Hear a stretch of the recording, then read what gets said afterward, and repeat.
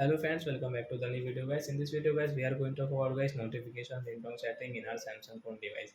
Guys, you want to set guys your notification ringtone in your Samsung phone. So guys, how can you set guys? And guys, how can you use guys your notification ringtone setting in your Samsung phone? In this video guys, I am going to show you. So guys, first of all guys, what will you have to do?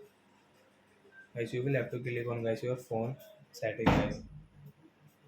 After that guys, you can see guys the sound and vibration setting. So guys, we will have to click here. So guys, we will click here. Then guys, you can see guys your notification sound setting means ringtone. So guys, we will tap here. So as you can see guys, there are many types of notification ringtone. So guys, which ringtone guys you like? So friends, you can see this ringtone. So guys, choose a ringtone guys. So guys, you can choose from here guys, like alien, alpha, like that guys, contact, close. So by example for guys, we will click on this contact ringtone means notification like that, and guys come back. So as you can see guys, this notification sound will set means notification ringtone will set into contact, and as you can see guys your notification volume like that.